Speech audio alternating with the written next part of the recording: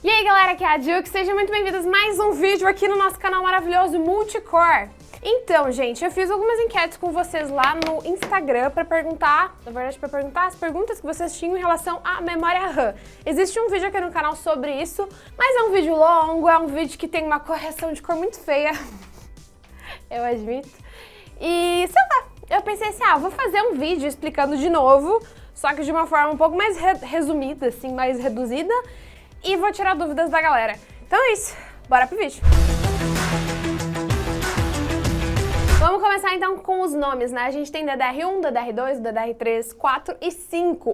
Pera, não, a 5 ainda não lançou para os comercial, para usuários finais, então a gente para no 4.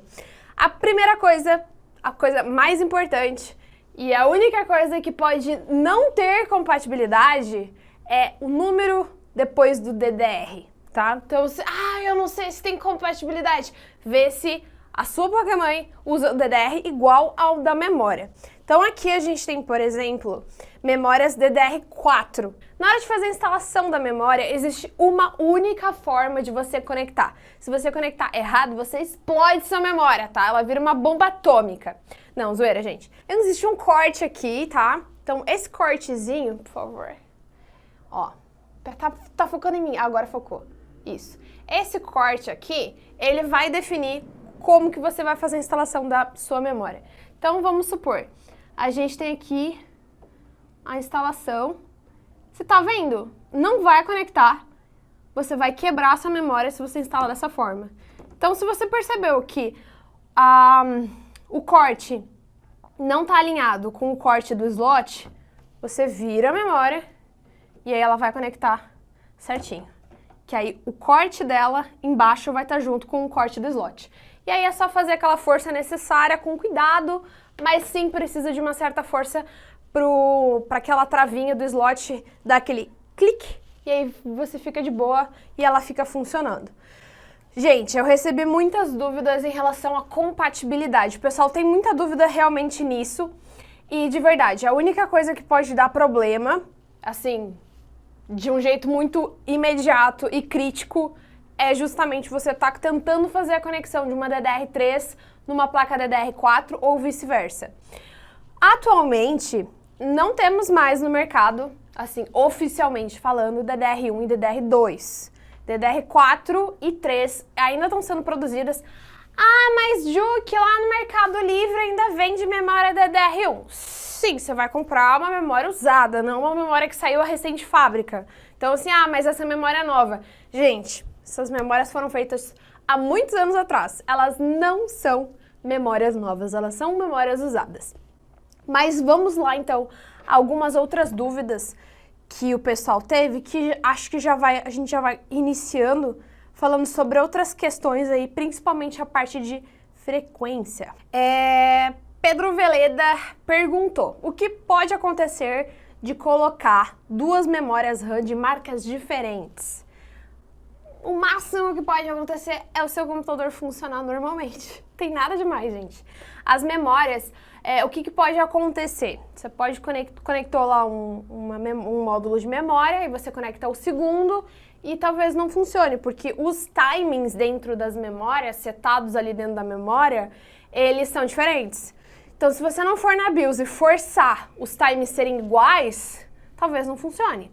Agora, se por exemplo você tem uma memória que funciona a timings menores, ou seja, ela tem uma melhor performance, e depois você instala uma memória mais lenta, mais furrequinha, talvez essa furrequinha não consiga os mesmos timings da memória mais forte, então aí você pode ter algum problema.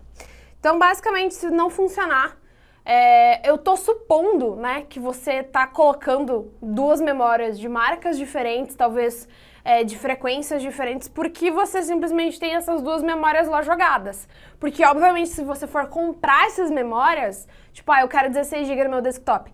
Compra as duas memórias iguais das mesmas marcas, com os mesmos times e a mesma frequência. Não tem porquê, né, comprar duas memórias diferentes, né?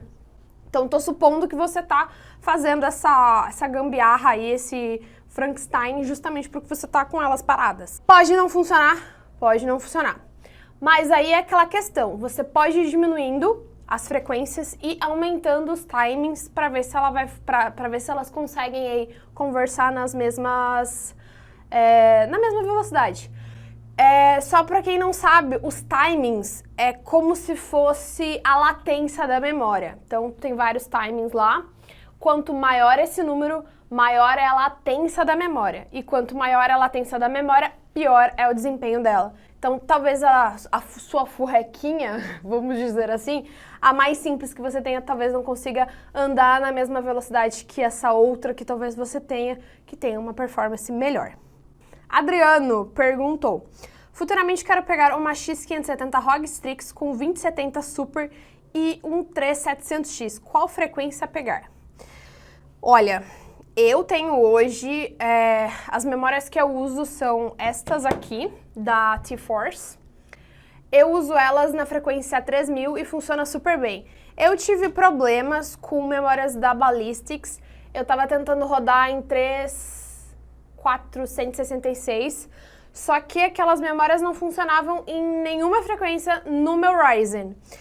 Então, o que eu recomendo? Verifica lá no site da ASUS, né, como a sua placa vai ser uma ROG, vai no site da ASUS, vai no site do produto, eles têm uma lista de memórias que foram testadas na sua placa. Por que isso é interessante? Porque já de fábrica, já tem uma garantia de compatibilidade. Então os caras, vamos supor, o pessoal da Crucial, o pessoal da Team Group, o pessoal da HyperX manda para a fábrica da ASUS esses kits de memória e o pessoal lá testa. Feito esses testes, eles já conseguem setar certinho, já conseguem te dar uma garantia que as memórias vão funcionar em determinadas frequências e determinada capacidade de memória. Obviamente que quanto maior a frequência, maior a capacidade, menor é a chance de ter lá naquela lista. Mas se tu puder, dá uma olhada naquela lista e compra alguma memória específica daquela lista para você não ficar preocupado com neura de não conseguir puxar o XMP. O Matheus César L pergunta: tem problema misturar diferentes marcas de memória? Não, não tem problema em si. O problema é você tentar forçar frequências e times que uma das memórias não consegue subir. Eu já expliquei isso, qualquer coisa volta lá no vídeo. Nesse mesmo vídeo, na verdade. O RM Parque Mago pergunta: quanto para suportar jogos por streamer e de que tipos? Olha, não sei exatamente o que ele quis perguntar, mas eu acho que é a capacidade da memória. Vamos lá. Primeira coisa que você precisa ter no seu computador é a memória suficiente para rodar todas as aplicações que você quer.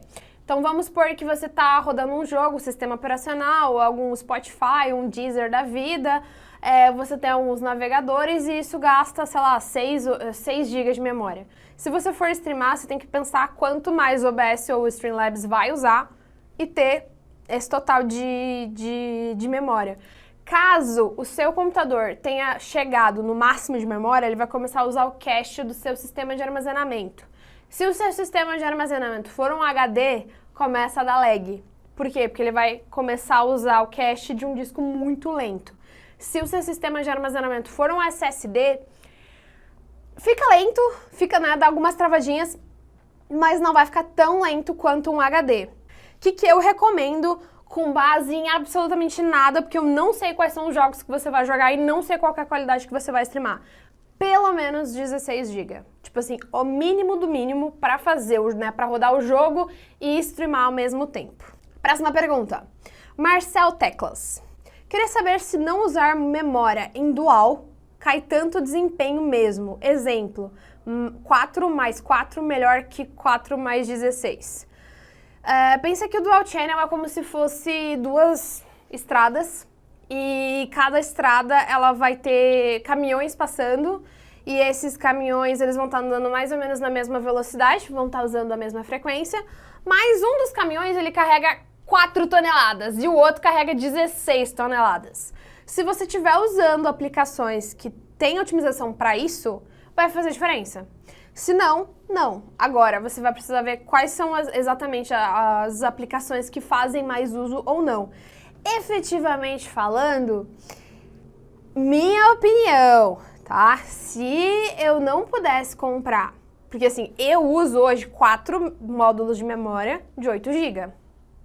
Se eu não pudesse comprar 2 módulos, gente, eu não ia morrer. Tipo, eu vou comprar um módulo de 8, porque depois eu vou comprar mais um outro de 8. Gente, fica com um de 8 para depois fazer upgrade? Comprar 2 de 4 para depois ter que fazer, né, para comprar de novo 8? Não. Então, assim, é mais uma questão de, tipo assim, você vai fazer upgrade depois? Se você não pensa em fazer upgrade pelos próximos 3 anos, compra 2 memórias. Você vai ter um ganho. Provavelmente esse ganho não vai ser tipo, ai meu Deus, 50%, mas é um ganho sim, porque você vai estar usando, né, como eu falei, uma estradinha a mais. Mas se você for fazer um upgrade e você já tá pensando, eu quero ter 16 GB, só tenho dinheiro para comprar 8, compra 8 agora e depois faz o upgrade, pega certinho o serial number e compra uma do mesmo modelo. Próxima pergunta. Elon JC, a solução de um PC lento é memória RAM? Cara, eu acho que não, tá? Assim, na minha visão, eu sou a louca dos dispositivos de armazenamento NVMe PCI Express X4. Eu sou a louca que odeia esperar mais de 3 segundos para o Windows ligar. Quando a gente fala de PC lento, a gente está falando de algum componente que não está trabalhando na mesma velocidade, né? Então, assim, o componente mais lento de todo o sistema é o sistema de armazenamento. Se você está com algum defeito no seu HD, todo o sistema vai ser impactado. Provavelmente, qual que é a questão? Se você tem memória suficiente para rodar todos os aplicativos, a partir do momento que os dados saíram do HD e foram para a memória, o seu PC vai ficar mais rápido. Só que cada vez que você for abrir qualquer aplicação que precisa ser lido lá no HD, volta a ficar lento.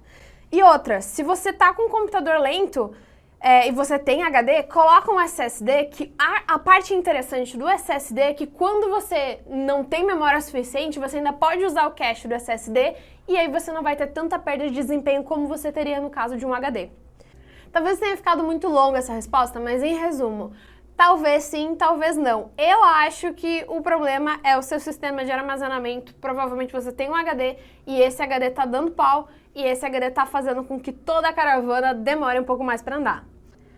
Murilo Teixeira, qual o melhor chip para fazer overclocking?